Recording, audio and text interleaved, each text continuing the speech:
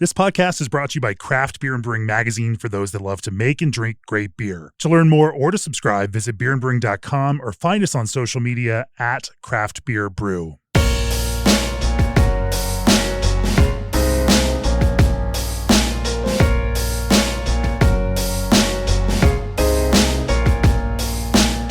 It's episode 401 of the Craft Beer and Brewing Podcast. I'm Jamie Bogner, and joining me remotely from Louisville, Kentucky, are Mark Rubenstein, co-founder of Atrium Brewing. Welcome to the podcast, Mark. Thank you. Glad to be here. And Spencer Guy, head brewer for Atrium Brewing. Welcome, Spencer. Thanks for having me. I'm impressed with the way that you said Louisville. You said it right. I went to college in Memphis, Tennessee. My parents, my mom and my grandparents on that side are all from Chattanooga. So, I should have proper Southern pronunciation. You nailed it. I didn't even think about how I pronounced it. It just comes naturally to me. But speaking of Louisville, I was out there earlier. Actually, I was out there last year. It was a real quick into Cincinnati, filmed some video classes up in Ohio, popped down to film a video class in Bardstown with Sydney Jones, co-host of our Spirits and Distilling podcast. Got into Louisville one night at like 9 o'clock, popped over to Holy Grail, and then went over to Sergio's Beer World. And I guess Mark was stalking me on Untapped because I get an email, from Mark, and we'll back up a little bit. Met Mark in 2019 at the Brewers Retreat up in Maine. Mark attended before launching the brewery in 2020. And so we had that pre-existing relationship. But then saw me on Untapped, shoots me an email like, hey, if you're in Louisville, come here. I literally needed to be down in Bardstown like early afternoon the next day. And so squeaked out a few hours to swing by Atrium and go see you guys. I recall drinking more beer than I should have, and then somehow getting into bourbon because it's Louisville and we just can't not drink some, special pick or that's not available commercially that one of your distiller friends drops off, and shares with you, because it's just Louisville and that's just, natural. And that's how we do it. Anyway, long story short, you sent in beer for our malt issue, the Expanding Maltiverse that dropped earlier this week. And our judges really, really loved the beer that you sent. Your Denny Lieu Blend 1 scored a 98 and was the top scorer in the non-adjuncted barrel-aged category. Barrel-aged Honest Thief scored a 94. The Beans Coffee Stout scored a 91. And anyway, a cool story to come out on the first time you've ever submitted beer to us for a review. Just absolutely crushed it with our reviews. And I thought maybe this would be a good week to get a conversation going remotely with you guys. Anyway, we're going to talk about brewing stout. We're going to talk about some of the other stuff that you do. I remember having some really interesting beers. You did a great collaboration with Brian Strumpke of Stillwater. Some really interesting other experiments. And of course, you make a lot of flavor-forward beers in that kind of sour, fun, and engaging kind of category. So we'll see where the conversation goes. Maybe we'll start talking about some stouts and then get into some other brewing topics as we go, staying flavor focused. Before we do that, for years, G&D Chillers has chilled the beers you love, partnering with 3,000 plus breweries across North America and beyond. They're proud of the cool partnerships they've built over the past 30 years because brewing doesn't stop at 5 o'clock, nor do they. G&D uses quality components, expert craftsmanship, and constant innovation. With 24/7 service and support, your brewery will never stop. Remote monitor your chiller for simple and fast access to all the information you need, and gain peace of mind your operation is running smoothly. And it's time to stop worrying about diacetyl with Berkeley Yeast's line of fresh strains. These revolutionary yeast strains are engineered to produce the ALDC enzyme inside the cell, preventing diacetyl before it forms. That means no more lengthy diacetyl rest, just clean, crisp beer that's ready for packaging sooner. Whether you're brewing a classic lager with fresh Ondex or a hazy IPA with fresh London, you'll get ultra low diacetyl levels and let your beer's true flavor shine. The team at Fireforge Craft Beer call it a cheat code and a game changer for their hoppy beers. Learn more at berkeleyyeast.com/Fireforge. fresh. Also, as breweries expand beyond beer into other segments like mocktails and CBD beverages, Old Orchard is here to help. Old Orchard can formulate custom blends featuring specialty ingredients. Whether trending flavor additions or nostalgic favorites, the next best thing is around the corner at Old Orchard. More information and free samples are waiting at oldorchard.com/brewer. That's oldorchard.com/brewer. Well, Mark, let's start out with you. Give us a little background and history on Atrium. What got you into beer and what led you to start up this brewery in Louisville. Well, obviously college got me into beer originally. My senior year of college, spent about 3 months over in Wales, working on an archaeology dig. And it was very rustic. We stayed in campers and tents, worked with locals it's now actually a park that you can go visit. But at night, we would go out into town with all the locals, delicious cask ales, wonderful beer that you just don't find over here. And our tour host was actually a home brewer, and he kind of got me into it. So when I got back to Columbus, Ohio, went and bought my first homebrew kit, set the top of my electric coil burner stove on fire a couple of times, and from there it was all uphill. So that's how I got into it. Through the years, I kept up with it and kind of took periods off here and there. Somewhere in the mid 2000s, my in-laws moved to Portland, Oregon. So we started going there at least once, if not twice a year. And that was kind of at the birth of the brewery boom. We would get out and visit all the places that you think of in Portland. And that got me really back into brewing. Invested some money into some actual nice equipment to do it right. And probably somewhere around 2010, 2011, started making friends with locals here in the industry as breweries started popping up. And continued with that for a long time. I had worked at the University of Louisville for 23 years and finally got to the point where I could, quote unquote, retire. Basically, my kid goes to school for free. But at that point, decided it's time to do something. And my now business partner, Princeton Hearst, owned a craft beer bar and restaurant here in town.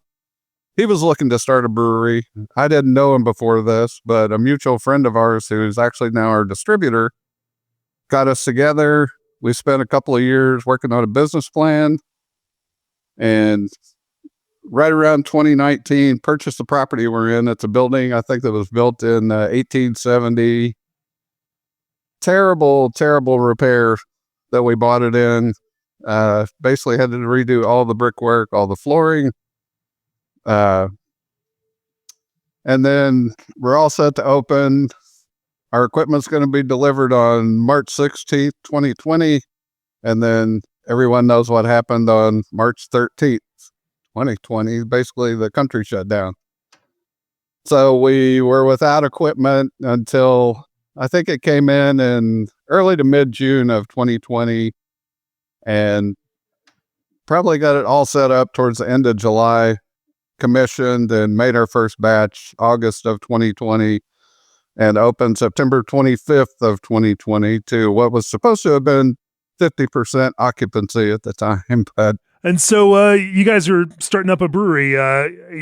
How did you find a space? Now, by the time you open in 2020, there is a more developed beer scene. Obviously, Louisville's got great beer bars. And, and so you have, customers in Louisville who understand good beer and, obviously good craft beverage in general, because the whole beverage category is pretty strong with so much bourbon, whiskey, and whatnot being made, and other spirits like distilling is just such a huge market in that area. How'd you decide on what to focus and, how you were going to structure a brewery to stand out in that market? I'll go back to Portland, Oregon. I was a big fan of Great Notions. My brother-in-law and sister-in-law lived probably 400 steps from the original Northwest location on 23rd over there. And got to know the people, loved the beer, loved the atmosphere, just loved everything about it.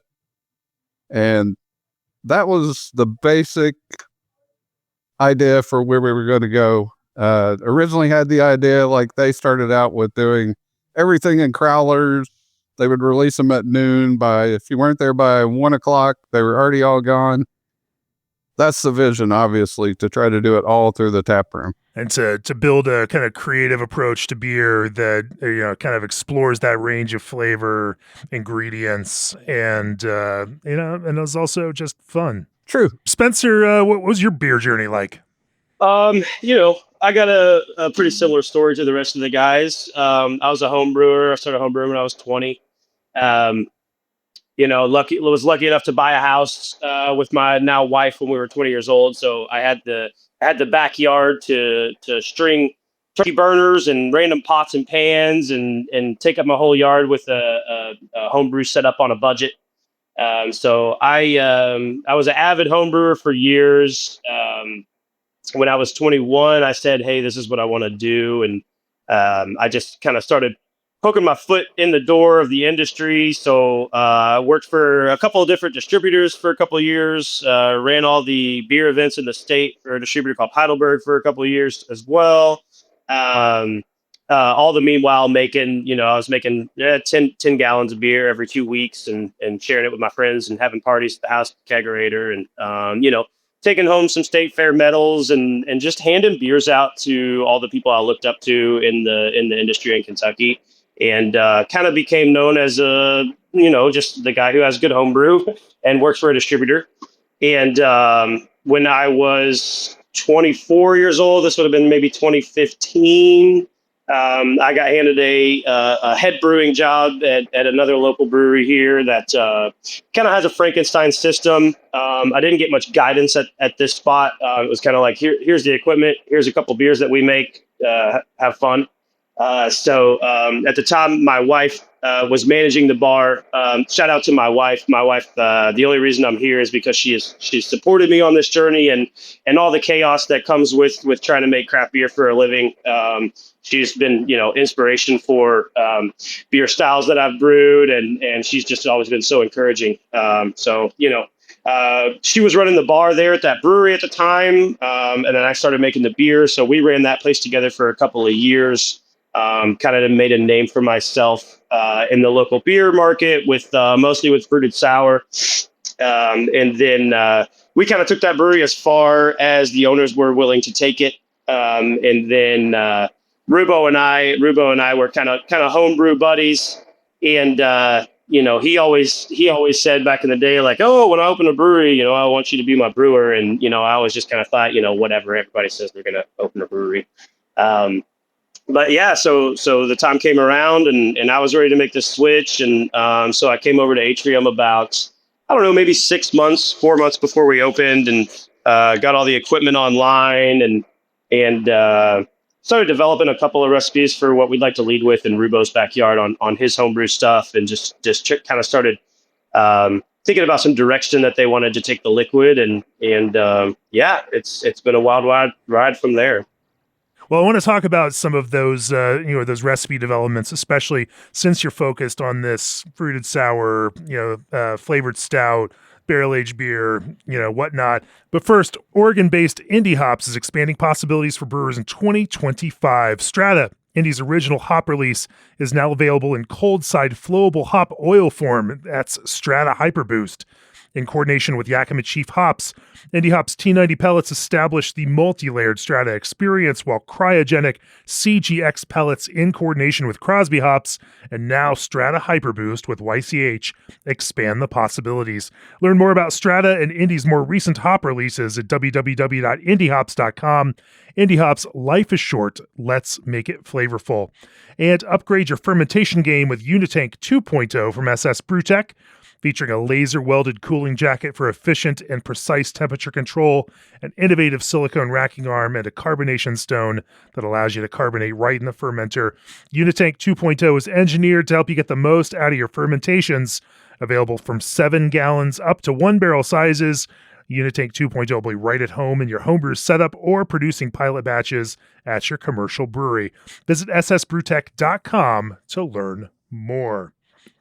All right, so let's talk about some beer. Maybe we'll start in the stout space, and we'll talk about some fruited sours later. Because why Sure. not? Actually, I always say like we don't talk about stout enough, but we've actually had this winter we've had a lot of stout conversations, and I'm really digging it. And since we've got you, and you guys are so engaged on that, and I shouldn't say that's the only thing you brew. You also brew great saison. You brew great lagers. You brew all sorts of beers. The way that everybody does. But let's start in the stout realm. Man, I'm getting tongue tied on that one. Start in the stout realm. Yeah, so it's funny to get all these high ratings for stout and talk about stout. It's such a small percentage of what we do here. But obviously, stout and barrel aged stout has a very special place in our hearts. When you're getting into craft beer and you're exploring the world of craft beer, some of the most exciting beers you taste and discover are these big barrel aged stouts that are just so bold and aggressive with flavor. Before we all come back around to wanting to drink some crispy beer. So yeah, just early on, we knew we wanted to make stout. At the beginning of our business, I think the first dark beer we made was Rubo's old robust porter recipe, and then we brewed a batch of Rubo's old Russian imperial stout recipe. And this was before I'd had a chance to take a stab at stout here, and I remember brewing Rubo's Russian imperial stout and saying, man, this is a homebrew recipe, man. This is way too much roast. This is way too much hop. This is a lot. And Rubo said, no, just do it. And Gotta keep the proportions. And we still have bottles of that beer. Yeah. I think that was maybe a learning moment for Rubo of things don't necessarily scale the same way from when you're at home. That beer was just incredibly roasty and incredibly bitter, and certainly has mellowed out with 5 years on the bottle. So I've always been a big fan of like Prairie Bomb and that chocolate coffee cinnamon spice kind of deal, the Mexican hot chocolate vibe. I did a beer called Brain Check at the last brewery I was at that got a big following. So we knew we wanted to do something in that area. We really don't make a ton of like lower gravity stout. We've done a few batches of milk stout here and there. But for me, I've always conceptualized having a barrel program and making different recipes, different stouts sitting in different barrels and blending them. But we haven't necessarily had the space to do that until the last few years. We're a very small brewery. We don't have room for barrels in our brewery. So a few years ago, we got moved into our fourth warehouse of our life. And there I actually had a space to start a barrel age program. So started brewing some more stouts specifically for barrels. I think when you're making a stout for barrels, we're brewing with the barrel as an ingredient and not as an afterthought. We're not just making a beer and then saying, oh, some of that'll be good in barrels. We're making a beer that's built to sit in the barrel. So yeah, just kind of started filling barrels there. Let's talk about that, but maybe we'll start by talking about, kind of a base imperial stout that's non-barrel aged that supports flavors and ingredients. When you say you're building recipes, and we'll talk about how you build for the barrel as a recipe, but you're also building imperial stout as a base for other flavors like coffee beans or other things. There's almost always going to be something, whether it's roasty like coffee or something more sweet, thrown into this kind of context. And so how have then you thought about, adjusting that recipe to use a consistent base recipe across these imperial stouts? Do you adjust certain components of it, knowing where, what the ultimate, kind of end game is for this? Or, are you brewing one base recipe that can kind of go and be split out and conditioned in different ways? Because again, these aren't huge beers, and brewing 1 barrel batch of an imperial stout, thankfully they can sit a while, but maybe there's some different approaches you take there. How do you guys think about that from a recipe and design standpoint? Sure. So for me, it's obviously focusing on the end goal first. Let's just take beans for example. Was in the recent mag, our imperial coffee stout we do once a year. We know the coffee is bitter. We know the coffee is roasty. So we don't necessarily want to brew a stout that has much bitterness at all or much roastiness at all. So, for that beer, we're making a stout that has enough color to look like a stout, but really kind of a blank slate to let the coffee shine, to let the coffee do the work there. At the end of the day, like that beer is brewed to replicate a cup of cold brew coffee from my favorite coffee shop. So really, I just want it to be a coffee bomb. So our stout recipes is typically pretty similar batch to batch with some small tweaks. We there's always some roasted barley. There's always a bit of crystal malt, kind of depending, somewhere some crystal 80 or some crystal 120. And then I'm a big fan of Black Prince or Carafa 3, some dehushed chocolate malt in there. But I don't think you get away with just dehushed chocolate malt. I think you need some actual chocolate malt in there. So we'll kind of rotate between, maybe we'll use some chocolate malt or some pale chocolate or some chocolate wheat, some chocolate rye. That's kind of the one that kind of rotates depending. And, it's a kind of a combined effort between trying something new, seeing how we like it, having different stock, and then also catering to what the final product needs to be. So, yeah. So what kind of percentages are we talking about there? Are you kind of balancing your less bitter dehusked with your some of these roastier bittering malt, dark malt additions? Yeah, for sure. Let me pull up a little recipe here. And you guys just use straight two row as a base malt, or yeah, do you do anything different? We're 100% Pilsner malt brewery, but for stouts I bring in two row. It's a little bit cheaper, and I can use a whole pallet of two row on a stout. And we can get into this a little bit later, but one of the base beers we make, one of the stock beers we make for our sweet component for sitting in barrels gets a reiterated mash. So remind me to talk about some reiterated mash later, because that has been a really fun process. Let me pull up a batch of bean stout here. Also some oats, flaked oats, flaked wheat, obviously, like they help with body. There's no reason not to throw those in these beers. A bag of flaked oats, a bag of flaked wheat. It's pretty rare we're brewing a stout without tossing that into the mix there. So I mean, we're looking at here 2% chocolate malt, 2% dehushed chocolate malt, 2.5% roasted barley, 2.5% crystal 120. We're usually in that range somewhere, so nothing crazy. Like the color on this beer is pretty low, 40 SRM is what Beersmith is telling me this is. So like I say, it's just black enough to look like a stout, but it's not so black that it tastes roasty and bitter and chocolatey and covers up this beautiful coffee. Or cocoa nibs. Cacao nibs I think kind of do a very similar thing. You're definitely getting bitterness from those. And then, we're hopping these super low too. Like we're hopping these things to 20 IBUs max. Again, accounting for bitterness to come from the coffee later, from the cocoa nibs later. Yeah, anything to those hops is just standard kind of straight up neutral bittering hops. Yeah, high alpha, 90-minute or 60-minute charge. As little green matter as we can put in there to get the IBUs that we need.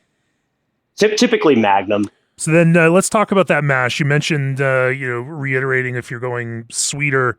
You're also talking about high gravity, and so your fermentation is going to play into that, and temperature. Sure. That other lever you're going to pull around that. But then you're also, Anyway, let's talk about how you approach that in terms of getting that that mash in the right place for fermentation to get it to that kind of right level of sweetness. Yeah. So for our sweeter components, we have different barrels sitting around. I want some dry beer in barrels. I want some sweet beer in barrels. I want some high alcohol stuff in barrels. I want some low alcohol stuff in barrels. But for the sweeter components, we always run a reiterated mash. So I know plenty of guys who will they'll do two mashes and they'll just collect first runnings from both mashes. I've kind of come up with this kind of wacky way that we do things. So for the first mash, I'll just grain in 1,000 pounds of two row and nothing else. we'll do like the smallest amount of acid there to get it in the pH range for conversion, but like at the high end of conversion, at the high end of the pH range, so like maybe 5.8, 5.6 maybe. And the reason we want that to be so high is because we're fully sparging that 2-row. We're collecting the wort in our kettle. We're holding our kettle at strike temperature with the wort, and then we're coming in the next day. We're using that wort as strike water for the stout. So we have all this roasted stuff in the stout recipe the next day, and we know that that's going to drop the pH like pretty crazy. So we really want the pH of this wort that we're striking with to be a little bit higher, so that the pH of the mash is not like dropping too crazy down. So yeah, we'll take that wort, we'll use it as strike water. We'll grain in the stout, and then we will sparge that. And that's sitting overnight at that kind of temperature, at that kind of pH, and you don't have any issues No, with it. correct. So I used to do it all in the same day. So I'd take that, I'd do that first mash, collect all the wort, get it up to strike temp, and then grain in all over again. And then it was actually during a collaboration with the Moore guys out of Chicago. I was talking to them, and I was like, man, like, you guys see any problem with me leaving this wort at 180 degrees overnight? Like, I couldn't find an issue with it. They agreed, like, I don't think there's going to be an issue there. So that's kind of when we started the process of just not overexerting ourselves on that first day. We can set our burner to kick on and off overnight. So typically strike these things super hot anyway, so we can hold that thing at 180 degrees. Nothing's going to happen to it overnight, and it's ready to grain in with the next morning. And so where do you go from there? So from there, we, obviously run Vorloff and we do sparge a bit with hot liquor there. It's not just first runnings. I mean, there's so much sugar left in that grain bed when you're using wort as the strike water. Typically that strike wort is around, 1070, 1080. Sorry, I don't speak Plato the best. And then so, as far as like target original gravity there, where, you're shooting in the dark a little bit. It was like, what are you aiming for here? It's like, well, we're aiming for whatever we can get, really. So once we get that sparge done and we get collected pre-boil, we'll take a pre-boil sample and make a call on if we think that we want to add some brewer's crystals or if we think we want to add some DME. Typically we don't need it. And typically doing the reiterated mash, we don't need the crazy long extended boil either. We're getting these super, super high Plato wort without having to sit and boil for 8 hours because of this reiterated mash process. So, I mean, yeah, I'm curious about efficiency, just because it sounds like now that you've already got a decent amount of sugar sitting in that strike wort, it becomes harder than to, get more sugar into that kind of solution through that through that reiterated mash. How do you find that impacts things? I mean, obviously that's why some other brewers are doing, 2 mashes. Trying to. I mean, I think that. But these are inefficient beers. Exactly so. Where I was going to go with that is, the bigger these beers get, the less efficient that they get. I find that I get more efficiency doing this reiterated mash thing than just collecting 2 batches of first runnings. So, your first runnings can only be so high, right? With a single infusion with a regular mash. So I think, the highest reading I've ever got on a first runnings for one of these things is like 1090, right? So if you're doing 2 mashes and you're collecting 1090 wort twice, well, you're only at 1090 and now you're boiling it for 8 hours. I can pull up this last one I did, actually filling barrels today. But these first runnings are insanely high, and we're getting over to the kettle at pre-boil, and we're at like 1.12, 1.13, and we haven't even started boiling yet. So for me, I have found that it works really well, and it's just as much work as doing the 2 mashes and just collecting first runnings, but we're getting more sugar out of it. And you get to split it over 2 days, which does have a nice little benefit for the brew team and everything else. Yeah, boiling for 8 hours is great, and you're concentrating it, and you're making the super high gravity wort. But man, you're working really hard to do that, and you're sitting around boiling. Yeah. So Are you guys on a steam system or a direct it's fire? direct fire. It's direct fire. Oh, So that certainly has some benefits too sure, for that same kind absolutely. of Maillard process. Absolutely. For example, this last batch of reiterated mash we did, original gravity at 1.145. So that is, let's see, that's, 33 and a half Plato. And there's standard 90-minute boil, no brewer's crystals, no malt extracts. It's all grain, and it's relatively, it's not really painstaking to make. For the second version of this reiterated mash, obviously there's still going to be some base grain in that. Sure. In addition to all of these darker malts, do you treat anything in that process a little bit differently, since this is definitely going to be the composition is different? I mean, as far as process, not too much. I mean, that second mash is going to be the grain bill for the stout that we want to make. And the strike water is just wort that's made with 2-row. And, we're not doing any acid adjustment there. The dark malt, the roasted malt is bringing the pH down into the range that we would like it to be.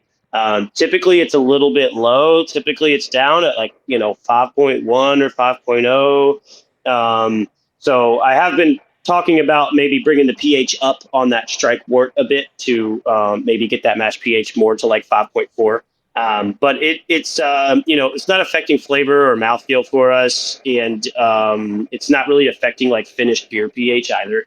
So I mean, yeah, we're just typically just treating that second mash like a normal stout mash. We're just using wort instead of water.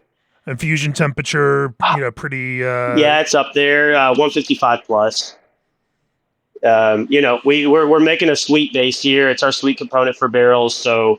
For example, this last one, we're finishing at, 1065. So that's in the, 16 Plato mark.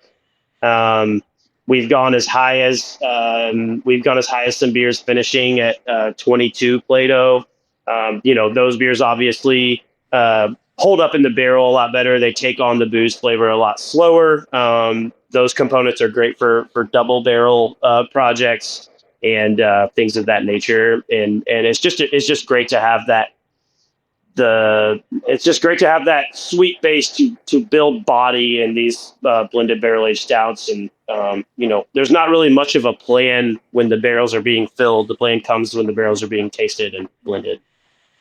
I'd love to talk about then, how this boil works. Obviously, you don't have to boil as long, to get this kind of reduction or some of this Maillard character, given, the way they're doing this.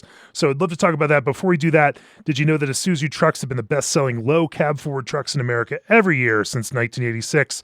That's right. For over 38 years, the legendary durability, remarkable performance, and low cost of ownership of Isuzu trucks have made them a favorite for work truck owners. You may have seen their ultimate craft beer truck that debuted at the Craft Brewers Conference in 2019, and it's been there every year since. As members of the Brewers Association, they've partnered with breweries, suppliers, and distributors alike to support the craft beer industry. Whether you're looking for a self-distribution solution or one to deliver supplies, there's an Isuzu truck that'll fit your needs. Go to IsuzuCV.com to check out their impressive lineup, or visit an Isuzu dealer today to find out why now, more than ever, Isuzu trucks are the trucks you trust for the work you do. Also, protecting your beer's highest quality is crucial to maintain its unique taste and prevent spoilage organisms, and microbiological testing plays a vital role in the process. Cytiva offers a comprehensive portfolio of laboratory filtration products designed for both lab and production floor use. Their products are portable, affordable, and suitable for any size craft brewing operation, and they support a wide range of applications, including microbiology analysis to detect spoilage organisms during manufacturing through final product release and shelf life studies, general filtration for degassing and yeast removal, and analytical chemical analysis of raw materials and final products. Discover how Cytiva can help you protect the quality of your beer today. Visit beerandbrewing.com/Cytiva, that's CYTIVA, to learn more. And tickets for the Craft Beer and Brewing 2025 Brewers Retreat in Asheville and Mills River, North Carolina are on sale now, and only a handful remain. Brew on homebrew systems with some of the most inspiring craft brewers in the U.S., like Vinny and Natalie Chilurzo of Russian River, Evan Price of Green Cheek, Marka Josephson of Scratch, Bob Coons of Highland Park, Chris Johnson of Green Bench, Neil Fisher of Weldworks, and of course, hosts Ken and Brian Grossman of Sierra Nevada, plus more that we are going to announce soon. Learn more and secure your tickets at brewersretreat.com. We just sold 2 more last night, and there's only a few left. Now, Mark, you had a great experience at the Brewers Retreat, didn't you? It was wonderful. How can I, if anyone is on the fence about going, do it. It is well worth twice the price of what you pay. It's an amazing experience. The networking contacts are unreal. Plus just meeting all the attendees. It's a beautiful time. It's my favorite thing of the year, and it's amazing that we get to put this on. So super stoked about taking it to Sierra Nevada Burial and whatnot this fall in November. Anyway, let's get back and talk about brewing stout, and we're gonna we'll get a little more stout talk in here, but I definitely want to get into fruited sours before we finish this up. Talk to me, Spencer, about that brew process, that boiling process, and some of your goals before you drop into fermentation. Typically we get to pre-boil. We'll get a pre-boil gravity pH and make a call on how long we're going to boil. Typically, we've got this reiterated thing dialed in, so typically we're good with just 90 minutes. So do a little bit of math and figure out how much hops we need to achieve 20 IBUs max, and drop that in around 60 minutes, and then move over to fermentation. These are pretty much the only beers that we're still fermenting with 05. I'm not a huge Safale 05 fan, but man, it's a workhorse and it makes great stout. So over pitch, over oxygenate. We don't come back the second day for any extra oxygen or anything. Typically fermentation's fine. We get they do take a minute to finish. These things are not going full terminal until day 14 or 15. They'll get pretty close, and then the last 5-7 days of fermentation, they're ticking down 1 specific gravity point, 2 specific gravity points per day. And obviously we have an end goal in mind of kind of where we would like this thing to finish, but it's kind of out of our hands once we're in fermentation, right? So but we know that these reiterated mashes are going to finish between 1060 and 1085. And then for the other stuff, like for the the beans coffee stout recipe, that thing finishes more like 1040, 10 Plato or so. Going back to that, we were talking about non-barrel aged stout like the beans coffee stout. That is a great component for barrels as well, because we are brewing that to be such a coffee showcase, and it's really just black beer. It lends itself really well to a barrel too. So we might make 20 barrels of coffee stout, but before it hits coffee beans, we'll fill a couple of bourbon barrels. And then maybe we end up with more like 15 barrels of coffee stout. We put 15 barrels onto the coffee, and then we have a couple of more drier components sitting around in our barrel cellar. When you say those are great for barrel aging, what makes that drier beer work in that barrel as a barrel blending component? Well, I think the drier the beer, obviously the more barrel character it takes on faster. Faster for sure. And there's like oak complexity that you get there without the big sweet sugar in the way. So having the lower finishing gravity stuff in barrels just gives us more components to blend with, and more for complexity down the line, right? The sweet stuff for me is to bump body and give that big viscous chocolatey mouthfeel, and the drier stuff can lend itself really well to flavor complexity. Give it a little more punch, maybe a little more tannic kind of character, especially if you've got to balance out some of that sweetness. Exactly. I think the tannins are huge, and I think the tannins can again play into why we're not hopping these things to very many IBUs at all, because that there's definitely some perceived bitterness to the tannins that we'll pick up with the lower gravity stuff. Yeah, between the tannins and the roast there, they provide that nice little structure and balance versus the a hop bitterness. Right. Well, let's talk then about blending some of these, because obviously that's a lot of the magic in whiskey and bourbon, and I mean, despite the fact that the market has become so enamored with high Yeah. high ABV single barrels, don't get me started on that. I'll take a good blend over some of these questionable single barrels any Sure. day. But not that but some of the magic there is finding that blend, especially here in barrel aged beers. And you've talked about it, but as you start thinking about a blend, and Denny Lieu, this 98 score was a blend of several different streams of beer. Talk to me about what those individual streams look like, and then how you went about constructing a blend for those. Sure. So from the starting point there, we know the end goal for something like Denny Lieu is to create the most complex beer that we possibly can without adjuncts. And just a quick side note on that beer, Denny Lieu, really cool to have that score so high. That's a beer that I've conceptualized since I was 25 years old, and never had the space and the time and the means to actually do it. So like that release was the first time that I've actually been able to blend the stout that I've been wanting to blend for 8 years. So it's an interesting one because it is certainly not this kind of late 20 teens ultra thick motor oil kind of beer.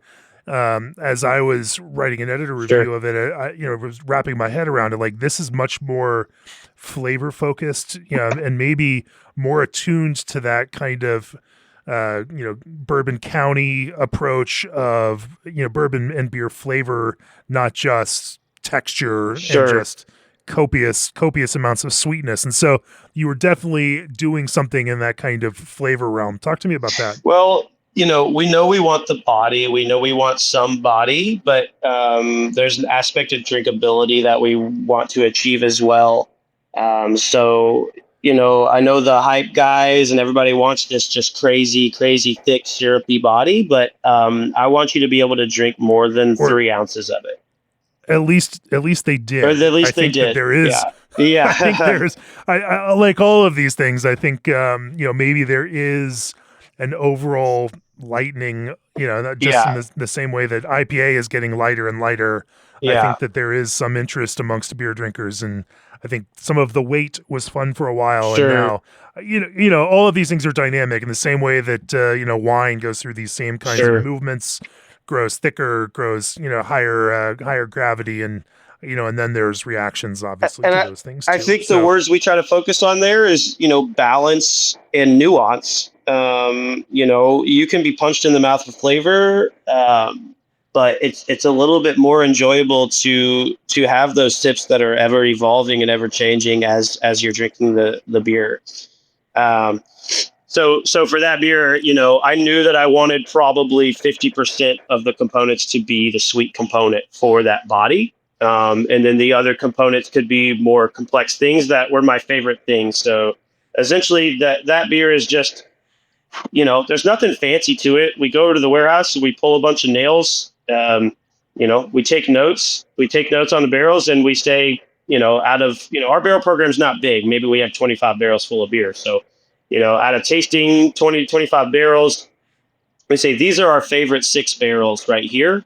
And then we just, we're just blending in the glass at an estimate of an equal ratio. So, if the goal going in may not be like, we need to pick 4 barrels to blend for this, or we need to pick 2 barrels to blend for this. The goal is however many barrels it takes to create this depth and complexity and nuance and balance that we're looking for. That's how many barrels it's going to take. So, maybe next year it's only 2 barrels, maybe it's 6 barrels. It just kind of depends. So we take our stock of, our favorite 6 or 8 barrels, and we just kind of start playing with them in the glass from there.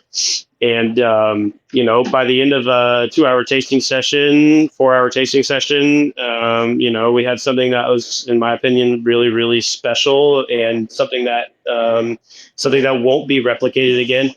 The blend this year was really cool to have. It was, 2 bourbon barrels, 1 rye barrel, and a great brandy barrel. We are in Kentucky, so we fill a ton of bourbon, but our closest friends in the industry are actually at Copper and King's brandy distillery. So I actually have to throttle myself on how many brandy barrels I fill. I have to say, no, I got too much brandy. We got to fill some bourbon now. But those brandy barrels can create like really, really cool complexity in there with the bourbon, especially the great brandy. I love the like kind of dark fruit jamminess that it can bring to the table. I think apple brandy, you gotta be a little bit more careful with because that apple brandy character can get a little bit cloying. But yeah, man, it's just, just blending for taste. And again, 50% of the blend should probably be the sweeter component. I think one of the barrels in that blend, the rye barrel, was like a super dry wheat stout that finished at like 1025. And was in a barrel for 2 years. So, this super dry wheat stout that was in this rye barrel for 2 years was like ultra tannic and spicy and just like really, really delicious when blended with some of the sweeter, chocolatier components. And again, just creating that nuance and complexity. But nothing you'd want to drink by itself. Yeah, like it's cool to taste by itself, but we put that out as a single barrel release, and everybody says, "Oh, this is thin and tannic," right? Like as a brewer, like it's cool to taste on its own, but yeah, it's definitely the sum of all parts is definitely better than any single component. I want to kind of pivot here and talk a little bit about fruited sour. While we still have a little bit of time here. Mark, you mentioned being inspired by Great Notion at the very start, and obviously fruited sours were historically a big part of what they did. I remember when I tasted their first ones, it might have been early 2016, maybe it was even 2015. I remember we invited them out to a early brewers retreat out on the Astoria coast, and they brought crowlers, and I remember tasting some of these beers and thinking, wow, this is beer. That's like you didn't realize that some of this flavor could actually be beer. How did as you guys were starting up Atrium, and how over the last few years of of brewing through Atrium, have you tried to find ways to explore in this fruited beer space? First, let me say that the fruited sours are completely Spencer's realm. That being said, yes, I agree with you on the Great Notion. The first time I tried blueberry muffin, I was just mind blown. Like, how are they getting this flavor into this beer? It tasted like the Jiffy blueberry muffin mix, just like you had poured it straight out of the box. As far as flavors we like to pursue here with sours, the latest thing we've done is the beers with yogurt, the parfaits. That came about because I wasn't around one day. We were making what was it, Spencer? A lemon? It was a lemon granola coconut. So we had that going. It was going to be a breakfast bowl type thing. And I had gone out to run an errand, and he said, "I'm going to put yogurt in this beer." I said, "Please, no, don't do it." And anyway, came back and tried it, and it was in fact delicious. It's like nothing we had ever made before. And that actually opened a big path for us with the Parfait Boys. We call all of our sour series the Boys series. But as far as thinking on the sours, I will totally defer to Spencer on that. I was the IPA guy. He was the fruited sour guy. Spencer, let's talk about that then. Let's talk about, first fruit and flavor, maybe building a base for some of these, finding the right level of acidity. And then I certainly want to talk about impact of yogurt in these as a parfait, approach. It definitely fits, where we generally see, people moving in fruit beer, vanilla, using some of these other kinds of aspects to round and, give some smoothness and shape to some of these fruits and also buffer a little bit of that acidity. Sure. But talk to me about how you think about designing sour fruit beer. Well, first of all, our typical sour fruit beer recipe is pretty straightforward. It's essentially a hazy IPA grain bill that's kettle soured. We use lactobacillus plantarum. We actually still use Good Belly from the grocery store. I have tried plenty of commercial pitches of different types of lactobacillus for kettle sours that are expensive, and I never like the end result as much as just Good Belly from the grocery store. So we order Good Belly by the case from our local supermart, and we collect wort, we pre-acidify it down to 4.5 and get it down to 97 degrees. We pitch our Good Belly, and we are at a happy pH the next day. Usually our pH is a little higher than some other guys' sours. We're typically at like 3.5, 3.6. Maybe we get down to 3.4. And then, we've gone through the ringer on fermenting fruit, doing fruit in the cold side. We go back and forth all the time. Seems like you can't make anything sweet enough these days. So I'm a big fan of adjusting acid once we're in bright and we're fruited and we're flavored. So once we're in bright tank and we have mixed with fruit, granola, coconut, whatever we're doing. Is this fruit mostly in puree format, concentrate format? I imagine it's not whole fruit given the... Yeah, no, not whole fruit. We can't afford to process all that. But lately, it's been a lot of concentrate. I'm actually a big Old Orchard fan as of the last, 9 months or so. Our sour beers have always been pleasant to look at and pleasant to drink. It's pretty rare that we do like a super smoothie applesauce looking beer. So the concentrate lends itself really nice to that because we can fruit with concentrate on the cold side and in the bright tank, and it can give us the sweetness we want of adding, fruit puree there on the cold side. But the beer can still be very aesthetically pleasing. But we go back and forth. I mean, there's certainly some fruits that I like in puree form better. So we kind of go back and forth there. What do you find better in puree form?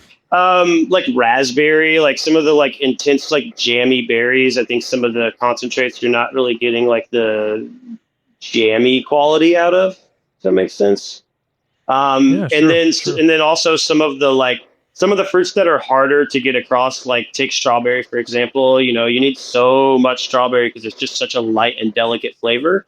The concentrate can be really nice there to just give like a big strawberry punch, or something like peach, just some of the more delicate fruits. I find the concentrate a little bit easier to work with.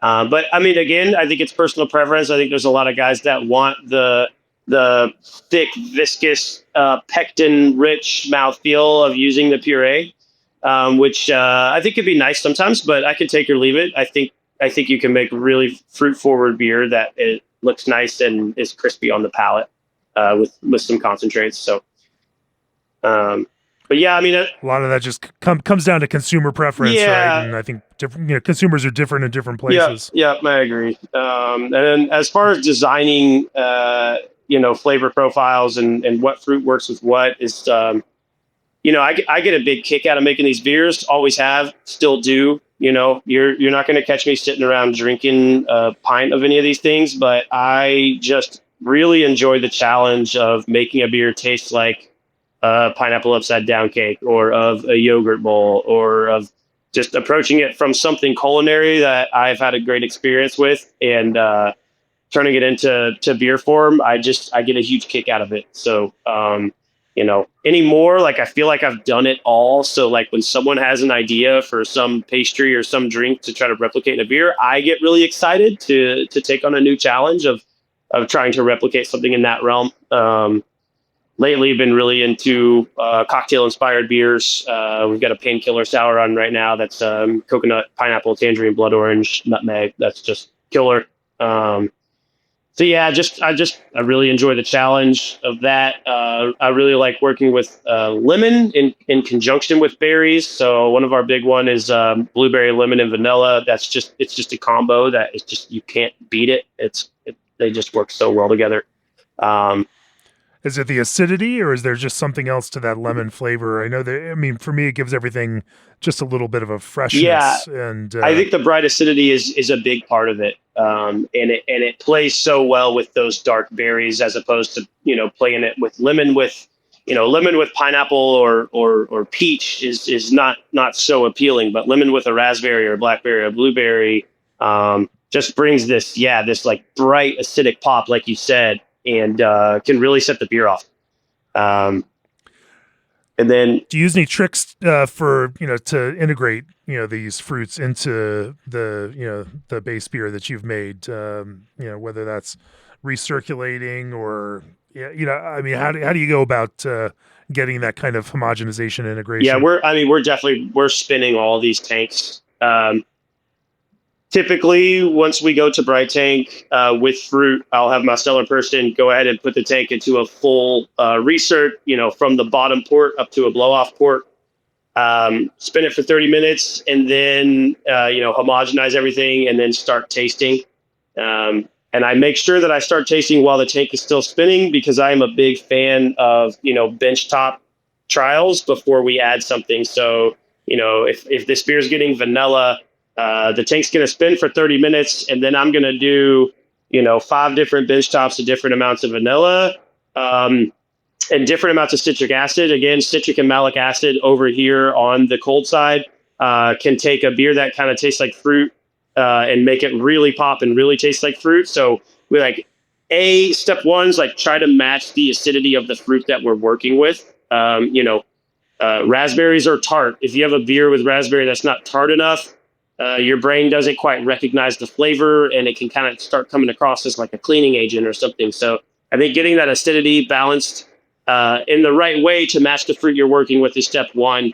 And then step two is just taking the time to bench top your vanilla or your, there's all sorts of shit we do. I use lemon crystals from nuts.com. So I'll even bench top those lemon crystals. Even though I know 6 pounds in a bright tank is about where I like it, I'll still take the time to bench top it. Let's see what a half a gram and 12 ounces tastes like every time, because, you can't take it out. You can put it in, but you can't take it out. So we try to make sure that. So you'll spin, then you'll pull sample off of with the ingredient you've now spun, and then you'll bench top in another, the next ingredient on top of that at varying concentrations to see, where you go next. Exactly. We get that to a sweet spot. We do the math. We say there's 3,000 12-ounce pours in this tank. So I'm going to take, if I did, a gram of lemon crystals per 12 ounces, I need 3,000 grams of lemon crystals.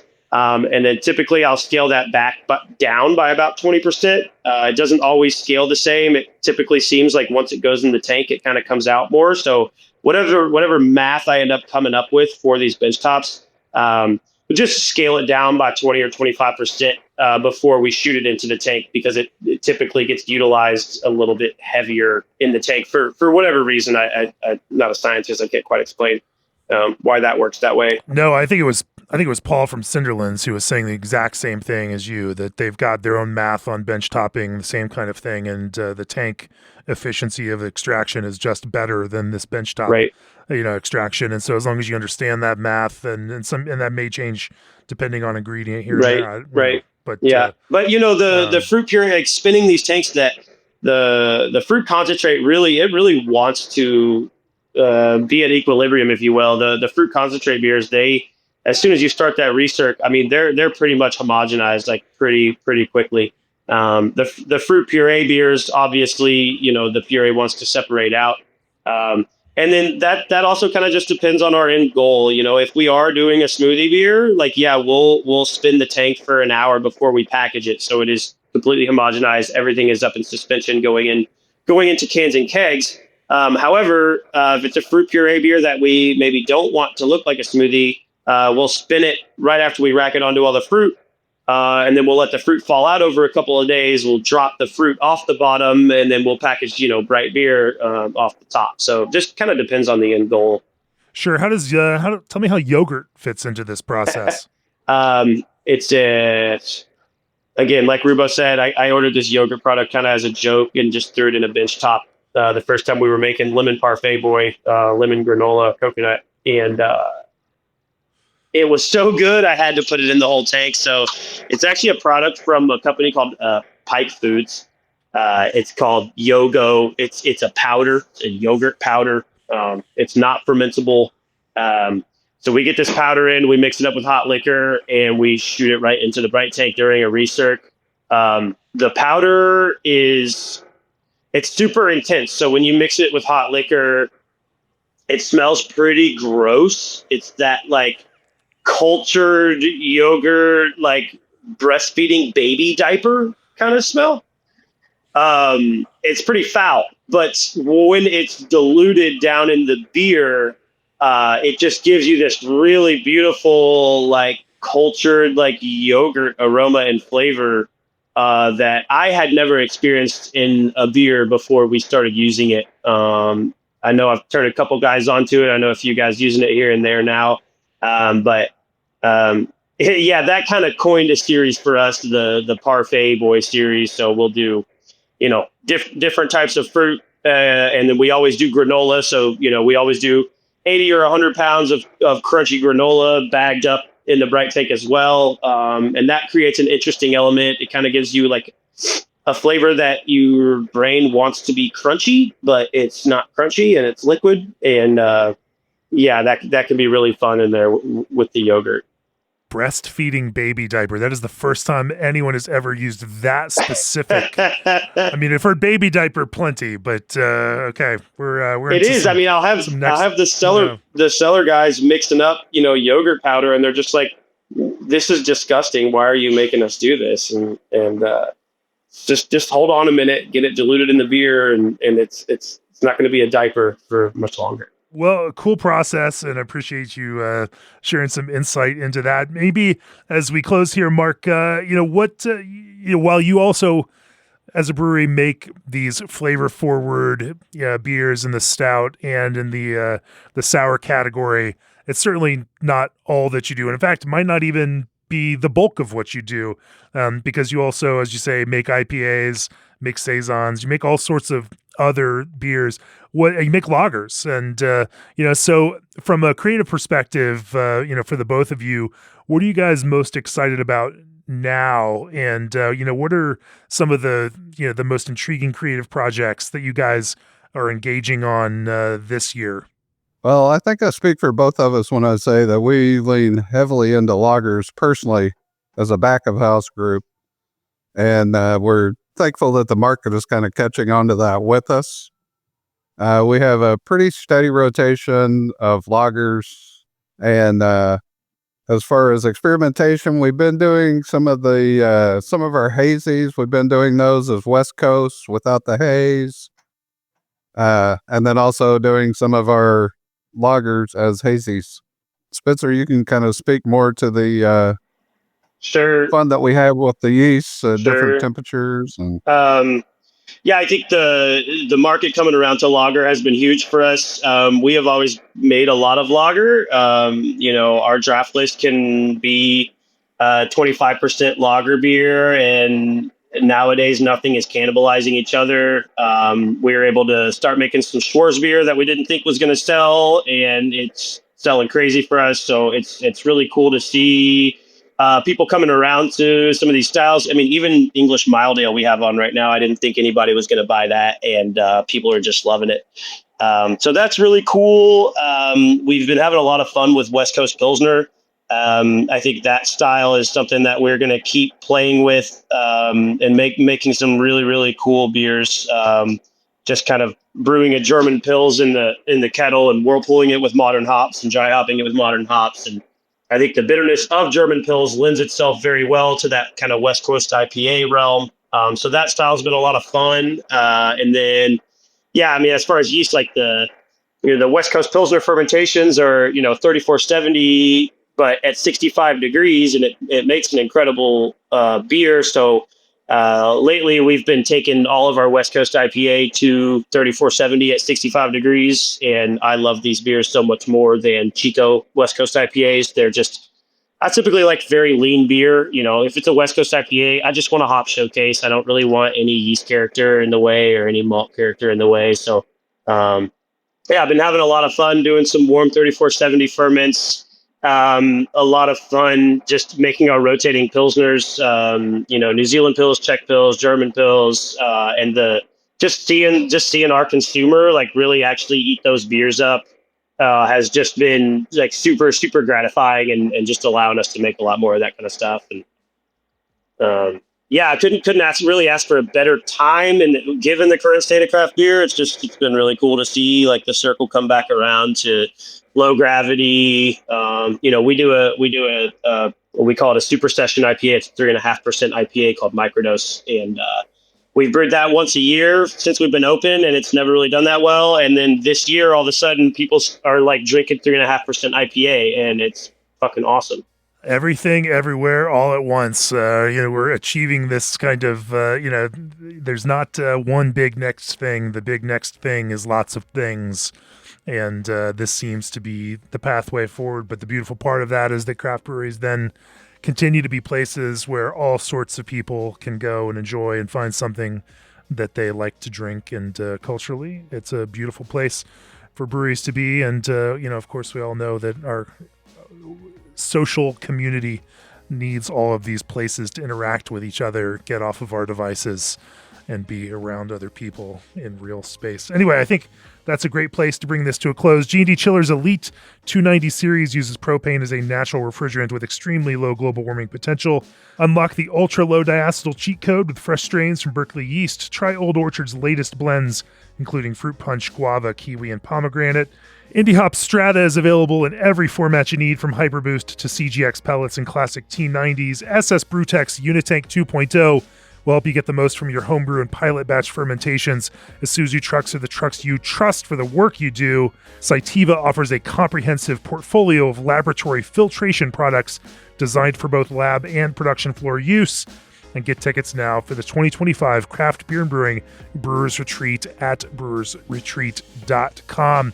Mark, if people want to learn more about Atrium, visit you all in Louisville, find your beer out there in the world, where can they learn more and find more and taste more? We have 2 locations here in town. We're at 1154 Logan Street, close to downtown, in between University of Louisville and downtown. And we have a new East End location at Norton Commons.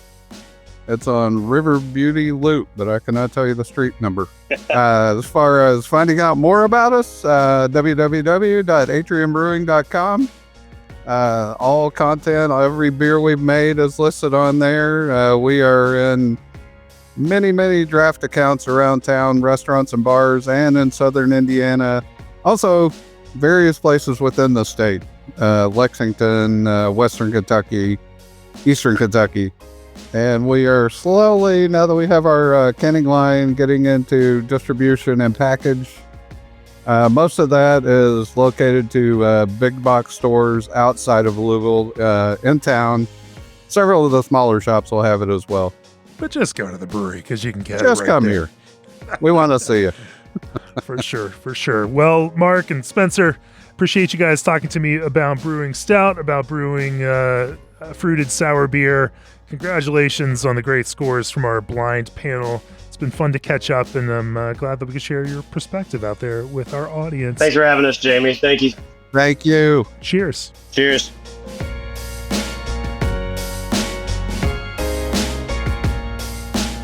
This podcast has been brought to you by Craft Beer and Brewing Magazine, for those who love to make and drink great beer. To learn more or to subscribe, visit beerandbrewing.com or find us on social media at Craft Beer Brew.